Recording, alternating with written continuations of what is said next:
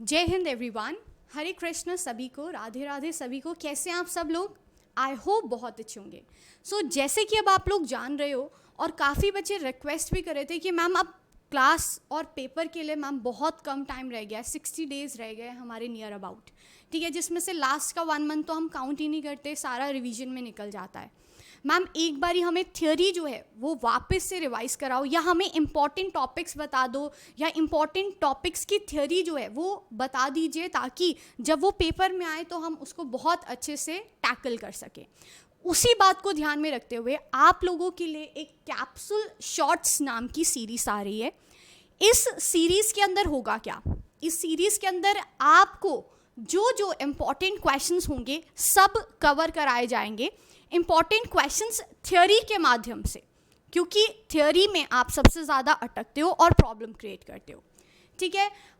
अब बात करते हैं आज की जो कैप्सूल शॉर्ट की जो थ्योरी है उसके अंदर क्या होने वाला है। आज की जो कैप्सूल शॉर्ट की जो थ्योरी है इसके अंदर आपको 5 कंजर्वेशन के लॉस कराए जाएंगे, जो शॉर्ट अगर आप कर लोगे तो पेपर में डेफिनेटली आने वाले हैं, ठीक है। आपके जो मार्क्स है वो कोई नहीं रोक सकता। तो चलिए बात करते हैं हम सबसे पहले लॉ की, जिसका नाम है गे-लुसेक्स लॉ। बात आती है कि मैम ये जो गे-लुसेक्स लॉ है ये क्या है, तो आइए ज़रा इसको समझ लेते हैं। ये जो गे-लुसेक्स लॉ है आपका, इसी को ही हम क्या बोलते हैं, लॉ ऑफ कांस्टेंट वॉल्यूम भी बोल देते हैं, ठीक है जी। अब ये जो गे-लुसेक्स लॉ है या लॉ ऑफ कांस्टेंट वॉल्यूम है, या फिर इसी को ही हम लॉ ऑफ कंबाइनिंग वॉल्यूम भी बोलते हैं, ये क्या कहता है आइए ज़रा इसको अंडरस्टैंड करते हैं। ये पहला लॉ है, याद रखिए 5 लॉज और 5 में से एक क्वेश्चन आपकी क्लास के अंदर, आपके पेपर के अंदर पक्का है। यानी आज की कैप्सूल शॉर्ट के अंदर का जो आप कंटेंट है उसमें से आप क्वेश्चन एक्सपेक्ट कर सकते हो। बात करते हैं सबसे पहली बात, क्या कह रहे हैं आपको इसके अंदर, when measured at same temperature and pressure the ratio of the volumes of reacting gases are small whole numbers. Ma'am ये क्या बोल दिया, बात तो हमें कुछ समझ में नहीं आई, तो आओ ना समझाएंगे, सुनो ना ध्यान से। देखो इस लॉ के अकॉर्डिंग क्या बात है, इस लॉ के अकॉर्डिंग कहा जाता है, सबसे पहले तो आपको कंडीशंस अंडरस्टैंड करनी पड़ेगी कि ये लॉ जो है वो हम अप्लाई कब करें। तो ये लॉ आप तब अप्लाई करेंगे जब आपके जो रिएक्टेंट्स हैं और आपके जो प्रोडक्ट्स हैं, ठीक है, वो दोनों ही कैसे होने चाहिए, गैसियस होने चाहिए। दूसरी बात है, जब आपकी रिएक्शन टेक प्लेस हो रही होगी तो आपको इस बात का ज़रा ध्यान बहुत रखना है, दैट इज़ कि आपकी जो रिएक्शन है वो कैसी होनी चाहिए, प्रॉपर तरीके से बैलेंस्ड होनी चाहिए। क्या होनी चाहिए जी, बैलेंस्ड होनी चाहिए। क्लियर है? बस इतना कर लेंगे तो आपका लॉ आप आराम से लगा पाओगे। अब लॉ क्या कहता है वो भी समझा दो ना मैम, तो आइए ना समझाते हैं। लॉ कहता है कि व्हेनेवर गैसेस कंबाइन, जब भी गैसेस कंबाइन करती हैं वो हमेशा किस में कंबाइन करती हैं, वॉल्यूम के अंदर कंबाइन करती हैं। मतलब क्या है इसका, आओ मैं आपको समझाती हूँ, ध्यान से देखना। जैसे आप देखो, अगर मैं आपको बोलूँ कार्बन प्लस ऑक्सीजन आपस में रिएक्ट करके कार्बन डाइऑक्साइड बना रहा है, क्या इसके ऊपर लॉ ऑफ गैसियस वॉल्यूम लगेगा? आप कहोगे बिल्कुल नहीं लग सकता। मैं पूछूंगी क्यों? आप कहोगे मैम कंडीशंस देखो ना, पहले कंडीशन के अंदर आपके रिएक्टेंट और प्रोडक्ट दोनों गैसियस होने चाहिए। यहाँ पे ये प्रोडक्ट गैसियस है, रिएक्टेंट गैसियस है, बट दूसरा रिएक्टेंट गैसियस नहीं है, कार्बन हमारा गैसियस नहीं होता, तो दैट मीन्स इसके ऊपर लॉ हमारा अप्लाई हो ही नहीं सकता। बात समझ गए? तो मैम लॉ वाला एग्जाम्पल कराओ, जिस तरह से हम पहचान पाए लॉ को कैसे लगाना है, कौन सी वो रिएक्शन होगी, ज़रा समझा दो। तो सुनो, जैसे मैंने आपको बोला कि आपका क्या कर रहा है, नाइट्रोजन रिएक्ट कर रहा है हाइड्रोजन के साथ और आपको दे रहा है अमोनिया, ठीक है। अब बताओ क्या लॉ लग सकता है? आप कहोगे बिल्कुल लगेगा मैम। मैं पूछूंगी कैसे? आप कहोगे मैम हमने कंडीशन से पहचान लिया। कैसे? नाइट्रोजन आपका गैस होता है, हाइड्रोजन अगेन आपका गैस होता है और अमोनिया अगेन आपका गैस होता है। क्लियर है बात आपको? ठीक है। अब दूसरी कंडीशन क्या थी? रिएक्शन आपकी बैलेंस्ड होनी चाहिए। क्या रिएक्शन आपकी बैलेंस्ड है? नहीं। क्या बैलेंस करनी है? हाँ। तो चलिए बैलेंस करेंगे। 2 नाइट्रोजन 2 नाइट्रोजन 6 हाइड्रोजन है टोटल। ठीक है, तो यहाँ पे 3 बनाकर 6 बनाना पड़ेगा। ठीक है, अब रिएक्शन बैलेंस हो गई। यस। तो अब आपको करना क्या है? नेक्स्ट काम, अपने कोफिशिएंट्स को सर्कल कर लेना है। ये देखिए जैसे मैंने कर लिया है। ठीक है, और आपको उसको वॉल्यूम की टर्म्स में लिखना है। दैट इज 1 वॉल्यूम रिएक्ट कर रहा है 3 वॉल्यूम के साथ और क्या बना करके दे रहा है? 2 वॉल्यूम। बात समझ में आ गई? अब आपको क्वेश्चन किस तरीके से आएगा? आपको वो क्वेश्चन में दे देगा ये रिएक्शन। आपको पहले पहचाना होगा कि लॉ लग रहा है कि नहीं। हमने पहचान लिया, बहुत सिंपल है। फिर हमें क्या देगा वो क्वेश्चन के अंदर? दे देगा कि नाइट्रोजन की जो मॉलिक्यूल्स है वो हमको दे देगा। सपोज 100 मॉलिक्यूल्स उसने हमें दे दिए और बोलेगा कि चलिए ये हमको किसके दे दिए? नाइट्रोजन के। बोलेगा चलो जी हाइड्रोजन के निकाल दो और अमोनिया के निकाल दो। तो हम कहेंगे कोई नहीं, हमको आता है लॉ, हमने लॉ भी पहचान लिया है। कैसे करेंगे? इधर देखो, आपको पता है जब कि एक वॉल्यूम की वैल्यू आपको कितनी दी हुई है? 100 मॉलिक्यूल्स। आपको निकालनी है 3 वॉल्यूम की वैल्यू, यानी 3 इंटू में 100 यानी 300। 300 मॉलिक्यूल आ गए हाइड्रोजन के, राइट। हमारा एक काम निपट गया। वाह, लोग पता नहीं क्या कर रहे हैं, मोलारिटी निकाल रहे हैं, मोलालिटी निकाल रहे हैं। हमने बस लॉ लगाया और हो गया। और अब देखो अमोनिया, अमोनिया कैसे निकलेगा आपका? 2 इंटू में 100। Very simple. जब एक वॉल्यूम 100 दे रहा है तो 2 वॉल्यूम 200 देगा। ये वैसे ही है जैसे 1 रुपए की आपको 1 टॉफी मिलती है तो 2 रुपए की 2 टॉफी मिलेगी। सिंपल सी बात है। सो क्या हो जाएगा? 200 मॉलिक्यूल। डन। अमोनिया भी निकाल लिया, हाइड्रोजन भी। Very simple. और पेपर में एज इट इज क्वेश्चन आएगा, लिख कर ले लो।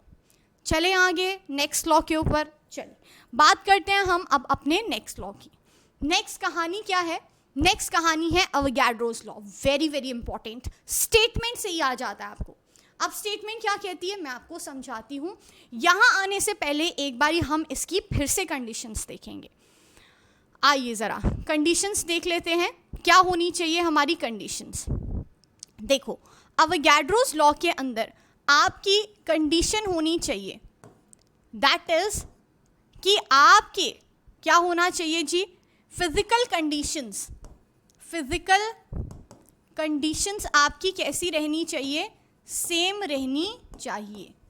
फिजिकल कंडीशंस सेम रहनी चाहिए मतलब टेम्परेचर और प्रेशर की कंडीशंस कैसी रहनी चाहिए? सेम रहनी चाहिए। कंडीशन समझ में आई? अब लॉ क्या कहता है वो समझने से पहले दूसरी कंडीशन करनी पड़ेगी। दैट इज आपके जो 2 कंटेनर आप ले रहे हो, जिनकी आप डिटर्मिनेशन कर रहे हो, उनके कैसा होना चाहिए? शेप सेम होनी चाहिए और वॉल्यूम भी सेम होना चाहिए। बात समझ में आई? अभी समझाती हूँ। सपोज मैंने बोला कि ये मेरी बॉटल है, ठीक है, ये मेरी बॉटल है, इसके अंदर ये जो मेरी बॉटल है, ठीक है, इसकी जितनी शेप है, साइज है, जो भी है, ठीक है, उसी तरीके से ऐसी ही बॉटल आपकी है, आपकी बॉटल की भी सेम शेप है और सेम साइज है। तो दैट मीन्स अगर मेरी बॉटल में 1 लीटर पानी आ रहा है और आपकी शेप भी और साइज भी सेम है बॉटल की, तो आपकी बॉटल में कितना पानी आएगा? आप बोलोगे मैम हमारी बॉटल में भी 1 ही लीटर आएगा। सिंपल सी बात है, जब शेप सेम है, साइज सेम है, तो वॉल्यूम सेम होगा। वही मैं कहना चाह रही हूँ कि यानी जब शेप सेम हो, साइज सेम हो, तो वॉल्यूम आपका सेम हो जाएगा। ठीक है, तो यदि आपको लॉ लगाना है तो आपको ध्यान में रखना है कि पहले आपकी फिजिकल कंडीशन सेम होनी चाहिए, शेप साइज अर्थात volume of the container same होना चाहिए। खत्म कहानी। अब लॉ क्या कहता है? यदि ये 2 कंडीशंस फॉलो कर रही हैं तो बोथ कंटेनर के अंदर क्या होगा आपका? सेम नंबर ऑफ मॉलिक्यूल्स होंगे। समझ गए आप लोग बात को? बोलो। चलूँ आगे? आओ मैं आपको समझाती हूँ। इधर देखेंगे, जैसे सपोज मैंने क्या लिया, ये मेरा एक कंटेनर ले लिया, ठीक है। अब ये कंटेनर है, इसी तरीके से मैंने आपका एक और कंटेनर ले लिया, ये कंटेनर है, ठीक है। इस कंटेनर में मैंने क्या भरी, नाइट्रोजन गैस, ठीक है। इस कंटेनर में मैंने भरी हाइड्रोजन गैस। अब दोनों ही कंटेनर जो है वो सेम टेम्परेचर और प्रेशर कैरी कर रहे हैं, ठीक है। और दूसरी बात कि इनकी शेप और साइज भी कैसा है, सेम है, ठीक है। तो अब मैंने आपको बोला कि नाइट्रोजन के मैंने 1000 मॉलिक्यूल्स भरे हैं इस कंटेनर के अंदर, बताओ हाइड्रोजन के कितने मॉलिक्यूल्स होंगे। आप बोलोगे कि मैम बाकी बच्चे जैसे मर्जी करें, जो मर्जी फॉर्मूला लगाएं, हमें आपने सिखाया है, अवोगाड्रोस लॉ लगा देंगे, प्रेशर टेम्परेचर सेम है, ठीक है, कंटेनर सेम है, दैट मीन्स वॉल्यूम सेम होगा, बस खत्म, लॉ लगा, सेम नंबर ऑफ मॉलिक्यूल्स। इसके पास 1000 हैं तो हाइड्रोजन के भी कितने होंगे बच्चे, 1000 मॉलिक्यूल ही होंगे, खत्म कहानी। बहुत सिंपल सी बात थी, समझ गए सब लोग? बोलो। इधर देखो, व्हेन, ये रहा हमारा लॉ, इक्वल वॉल्यूम, देखो पहली कंडीशन इक्वल वॉल्यूम, ठीक है, दूसरी condition same temperature and pressure, result same number of molecules carry कर रहे हैं, खत्म। दूसरा लॉ शॉर्ट पेपर में आएगा, आपसे हो जाएगा, जैसे मर्जी पूछिए, आपको आता होगा। मेनली आपको वो हमेशा इस लॉ की डेफिनेशन ही देते हैं, बस। क्लियर? चलिए चलते हैं नेक्स्ट बात पे। अब है हमारी अगली बात। बहुत बच्चे मैम बार बार पूछते हैं, मैम एसटीपी क्या होता है, मैम एनटीपी क्या होता है, हमें पता ही नहीं है क्या होता है, मैम कैसा क्वेश्चन आएगा एसटीपी से एनटीपी से। तो सुन लो ना, एसटीपी को बोलते हैं हम स्टैंडर्ड टेम्परेचर प्रेशर, ठीक है, और एनटीपी को हम बोलते हैं नॉर्मल टेम्परेचर प्रेशर। बेटे ये ना एक तरह का नाम है। सपोज मैं बोला कि ये XYZ रिएक्शन हो रही है एसटीपी पे, तो मतलब मैंने वहाँ पे अलग से नहीं मेंशन किया कि हाँ भाई प्रेशर इतना होगा, टेम्परेचर इतना होगा, वॉल्यूम इतना होगा, बस मैंने नाम बता दिया, नाम ही चलता है, नाम ही काफ़ी है। यानी कि नाम बताया तो अंडरस्टूड है। अगर मैंने बोला चलो सपोज रिएक्शन हो रही है एनटीपी पे, तो अंडरस्टूड है कि टेम्परेचर उस समय 20 होगा, वॉल्यूम 24.04 होगा और प्रेशर 1 एटमॉस्फेयर होगा। यानी ये इसके ऊपर ये कंडीशंस लगती हैं।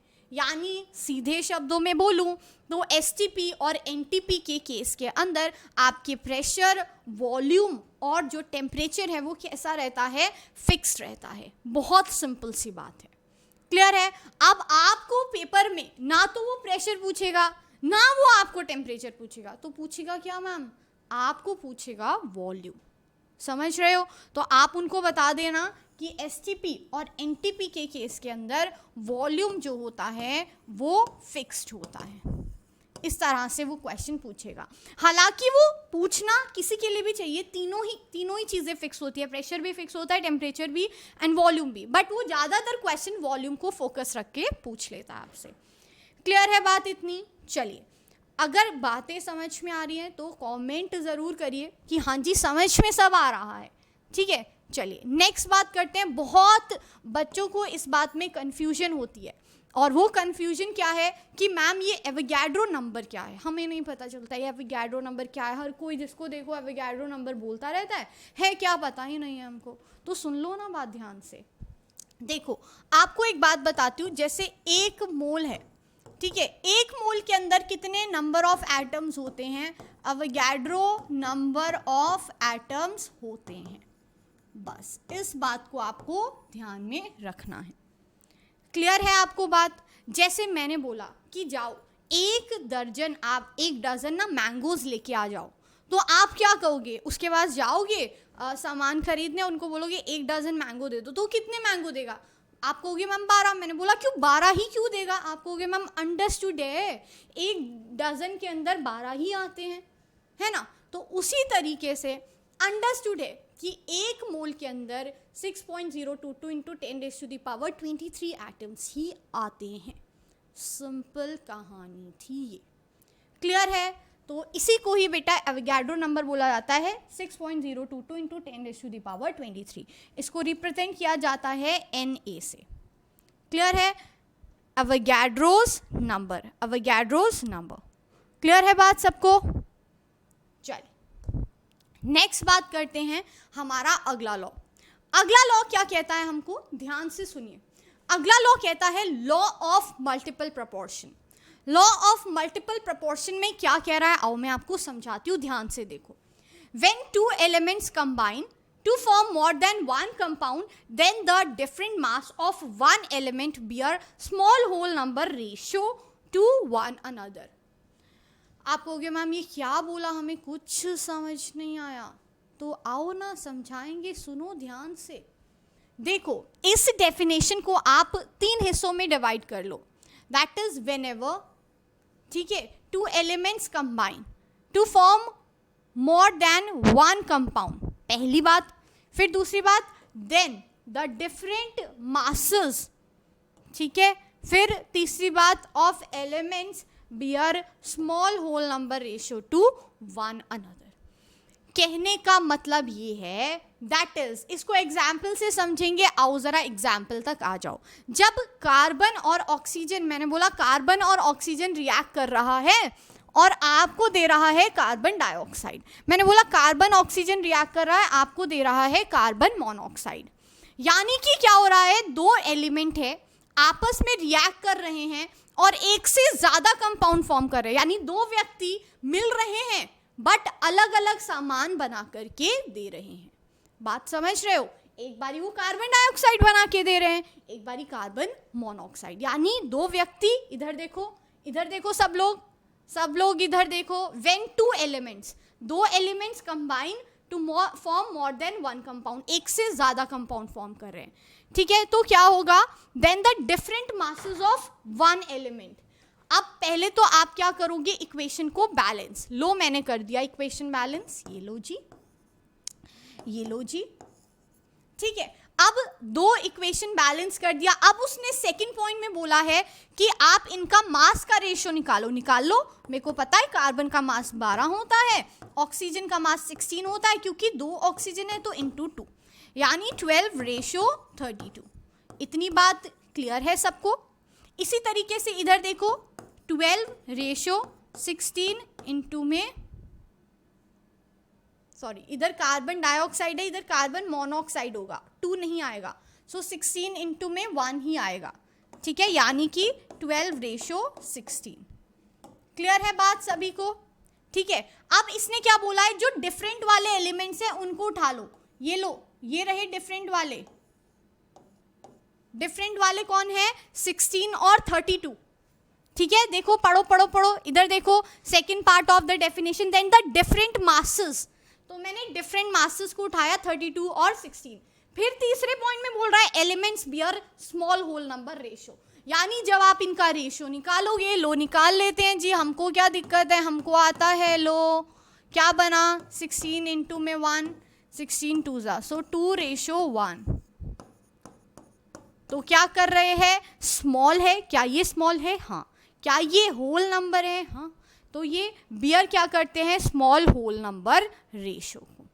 बात समझ गए सब लोग, बोलो क्लियर है। अब एक बार ये पूरी डेफिनेशन पढ़ लें। अब हमें सब आता है, अब हमें बच्चों की तरह तोड़ तोड़ के हमको नहीं समझना पड़ेगा, ठीक है। आओ देख लेते हैं। देखो अब पढ़िए जरा, कह रहे हैं when 2 elements combine to form more than one compound, then the different masses of one element bear small whole number ratio to one another.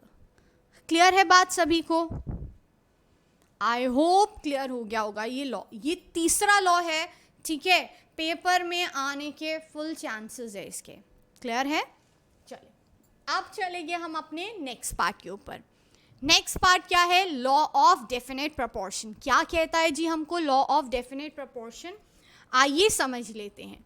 ये कहता है कि when in a pure chemical compound elements are always present in definite proportion by mass।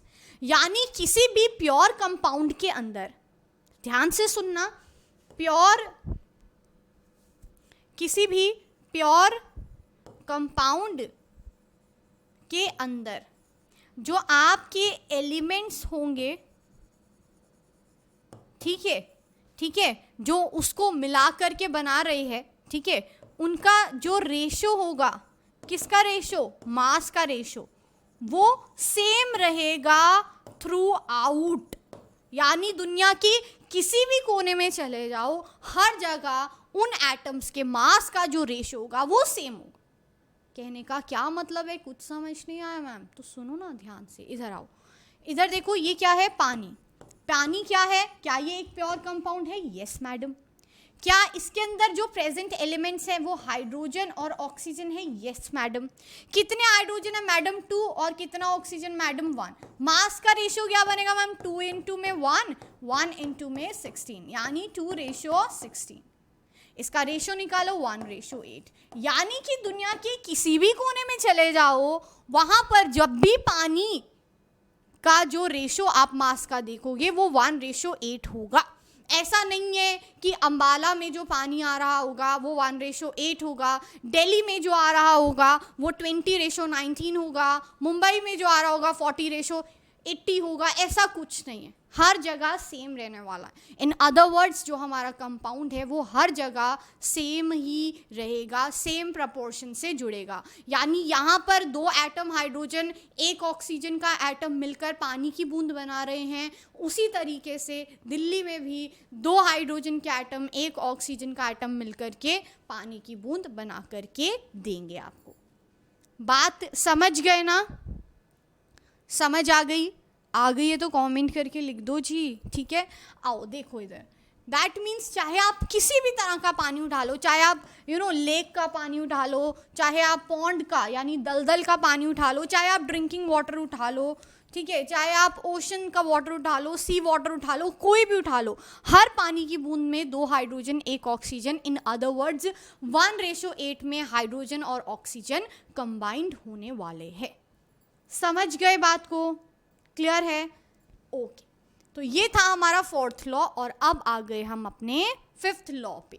5 laws हमारे हुए नहीं कि हमारा question paper में शॉर्ट बनने वाला है, ठीक है। ये कर लोगे, क्वेश्चन अटेम्प्ट हो जाएगा। सुनो ध्यान से, नेक्स्ट है law of conservation of mass. नाम से ही क्लियर है कि यहाँ पे कुछ ना कुछ चीज़ ऐसी है जो क्या रह रही है, कंजर्व रह रही है। कंजर्व का मतलब क्या होता है? यानी वो चेंज नहीं होने वाली है, ठीक है, चेंज नहीं होने वाली है। और क्या चेंज नहीं होने वाला है जी? मास। यानी कहने का मतलब ये है कि आपका जो मास होता है वो हमेशा कंजर्व रहता है। दूसरे शब्दों में बोलूं तो आओ ज़रा इस बात को समझे, किसी भी केमिकल इक्वेशन के अंदर जो आपका मास, टोटल मास ऑफ रिएक्टेंट्स होता है वो हमेशा इक्वल होता है टोटल मास ऑफ प्रोडक्ट्स के। समझ गए बात को? क्लियर है? बोलो, समझ गए ना? ठीक। दैट मीन्स आओ ज़रा इसको ज़रा एग्जाम्पल से करते हैं, बट उससे पहले आप ये ज़रूर जान लीजिए कि ये जो लॉ है किन्होंने बताया था। ये लॉ बताया था लेवॉइसर सर एंड प्राउस्ट सर ने, ठीक है। तो क्या बोला उन्होंने? States that mass can neither be created. यही सेम बात है, इसको दूसरे शब्दों में लिखा हुआ है। That means state that mass can neither be created nor be destroyed in a chemical reaction. In other words, mass reactant और प्रोडक्ट का जब सेम ही रह रहा है तो मतलब कोई लॉस नहीं हुआ है, ना कुछ क्रिएशन हुई है, ना कोई एडिशन हुई है। बस सिंपल सी बात है। दैट मीन्स लॉ ये रहा, ठीक है। अब ज़रा इसको एग्जाम्पल से समझेंगे, ठीक है। दैट मीन्स एक बार ये समझ लो, दैट मीन्स रिएक्टेंट्स और प्रोडक्ट्स का जो मास है वो हमेशा सेम रहने वाला है, ठीक है। सो आओ मैं आपको समझाती हूँ इस बात को, किस तरीके से आपको समझाना की कोशिश वो कर रहा है, ठीक है, आइए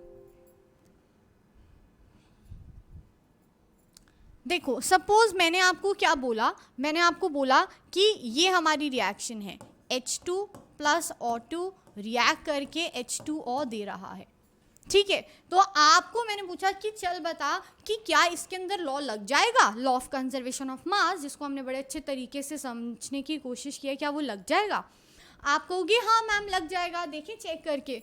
तो चलिए चेक करके देखते हैं। That means mass of reactants, ठीक है, कितना होना चाहिए, ठीक है, ये रिएक्टेंट्स का मास हो गया।